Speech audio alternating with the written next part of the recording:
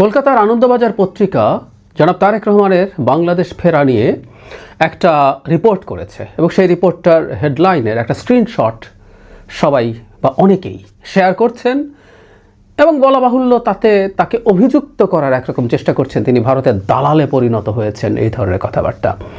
In fact আনন্দবাজারের ওই লিঙ্কটায় ঢোকা যায় না, কারণ ওখানে হেডলাইনের পর ঢুকতে গেলেই ওখানে পেমেন্টের কথা বলে, সো পে করা ছাড়া এটা পড়া যাচ্ছে না। তবে আমি খুঁজে টুজে এটা কন্টেন্টটা পেলাম, দু একজন এটা করে নিয়ে সে ফেসবুকে পোস্ট করেছেন, সেখান থেকে পেয়েছি। সেটা নিয়ে কথা বলতে চাই, তারেক রহমানের আসলে ইন্ডিয়া প্রশ্নে তার অবস্থান কি, অ্যান্ড ফাইনালি যেটা বলতে চাই, আনন্দবাজার আসলে কেন এই কাজটা করেছে সেটাও একটু কথা বলবো। হেডলাইন হচ্ছে এরকম, অত্যন্ত আপত্তিকর হেডলাইন, খালেদা পুত্রের সম্বল, নয়াদিল্লির বন্ধুত্ব, মুক্তিযুদ্ধ। মানে তারেক রহমানের একটা ডিফারেন্ট আইডেন্টিটি আছে, তিনি এটা অর্জন করেছেন নিশ্চিতভাবেই।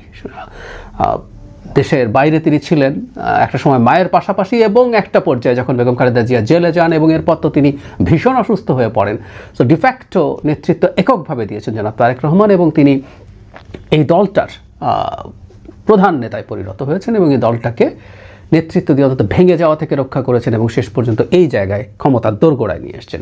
সুতরাং খালেদা পুত্র বলা তথ্যগতভাবে সঠিক, কিন্তু এটা তার প্রতি সুবিচার নয়। তারেক রহমান একটা নিজস্ব ব্র্যান্ড, এই নামেই তাকে ডাকা উচিত ছিল, হেডলাইনে তাই থাকা উচিত। এই রিপোর্টটা যেটা বলা হয়েছে যে তারেক রহমান ফিরছেন এবং তিনি সেখানে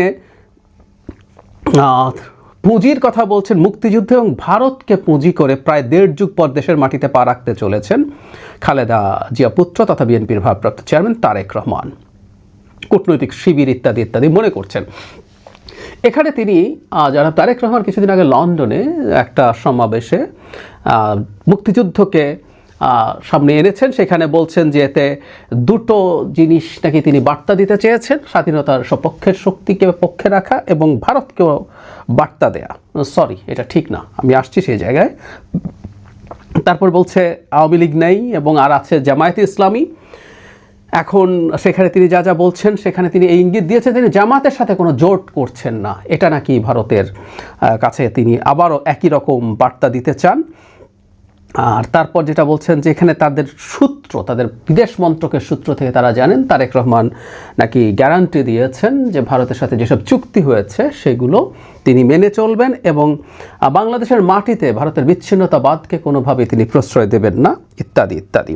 শেষে এসে বলা হচ্ছে আওয়ামী লীগ নেই এবং আওয়ামী লীগের ভোটে তারা এবার পার্টিসিপেট করতে পারছে না, কট্টরপন্থীদের বাড়ন্ত ঠেকাতে পারে একমাত্র বিএনপি নির্বাচনের মাধ্যমে। শেষ অংশটুকু পড়ি, খালেদার দল ক্ষমতাসীন হলে বাংলাদেশ ভারত বিরোধী তৎপরতায় রাশ টানা যাবে, তাই আওয়ামী লীগের সঙ্গে সখ্য থাকা সত্ত্বেও অবস্থা বুঝে তারেকের পাশে থাকতে হচ্ছে নয়াদিল্লিকে, থাকতে হচ্ছে মানে তারা এক ধরনের বাধ্যতার পরিস্থিতি তৈরি হয়েছে, তারা বাধ্য হচ্ছে, ব্যাপারটা এইরকম। তারা নিজ থেকে চেয়েছে তা না, পরিস্থিতি তাদেরকে বাধ্য করছে।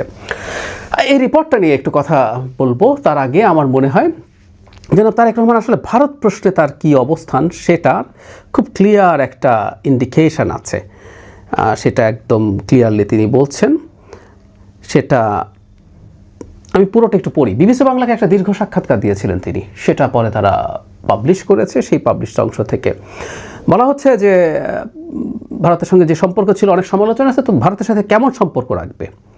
যেন তারেক রহমান বলছেন, আমার মনে হয় আপনি একটু আগে যে প্রশ্নগুলো করেছেন ক্লিয়ার করেছি ইত্যাদি ইত্যাদি, এখন যখন স্পেসিফিক বলছে এটা কোনো বিষয় না, বাংলাদেশ আমার কাছে আমার স্বার্থ, আমি আগে আমার দেশের মানুষের স্বার্থ দেখব, আমার দেশের স্বার্থ দেখব, এটাকে আমি রেখে আপহোল্ড করে আমি যা করতে পারবো আমি তাই করব। তারপর বলা হচ্ছে সীমান্ত আছে, বিভিন্ন সময়ে অন্তর্বর্তী সরকারের সময় কথা হয়েছে, সব কিছু নিয়ে কেমন হওয়া উচিত, কেমন থাকা উচিত, তাকে যখন আবার জিজ্ঞেস করা হয় তিনি বলেন, আমি অবশ্যই আমার পানির হিস্সা চাই, আমি অবশ্যই দেখতে চাই না আরেক ফেলানি ঝুলে আছে, অবশ্যই আমরা মেনে নেব না। তাহলে বলছে আপনি এই দুইটা ইস্যুতেই কি সোচ্চার থাকবেন? তখন তারেক রহমান বলছে, না আমি উদাহরণ দিয়ে বললাম, দুটো দিয়ে বোঝালাম আপনাকে যে আমাদের স্ট্যান্ডটা কী হবে। আমরা আমাদের পানির হিস্সা চাই, অর্থাৎ হিসাব নিকাশ চাইছেন, আমরা একটা যেটা ন্যায্য সেটা চাই।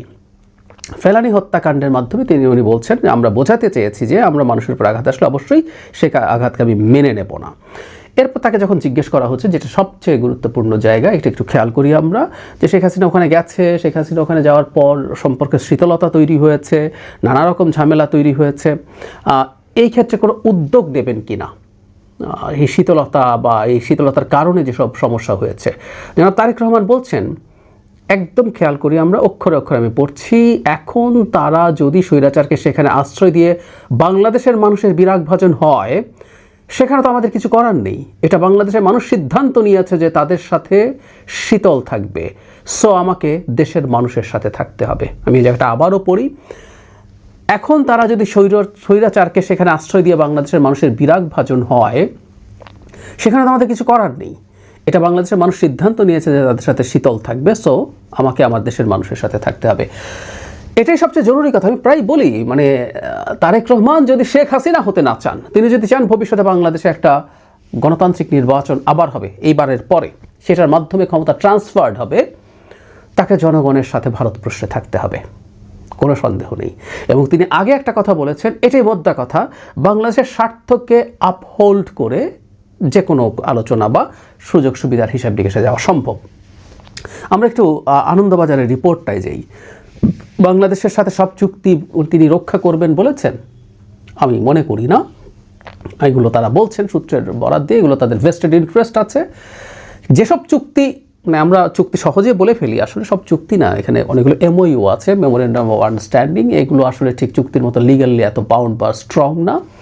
আমি মনে করি বিএনপিকে আসলে এমওইউগুলো প্রত্যেকটা রিভ্যালুয়েট করতে হবে এবং চুক্তিগুলোর মধ্যেও দেখতে হবে, কিন্তু যদিও চুক্তি বাতিল করা সোজা ব্যাপার না, কিন্তু এমওইউগুলো খুব সিরিয়াসলি রিভিজিট করতে হবে এবং যেগুলো বাতিল করার স্কোপ আছে সেগুলো বাতিল করতে হবে মাস্ট, যেগুলো আমাদের স্বার্থের পরিপন্থী।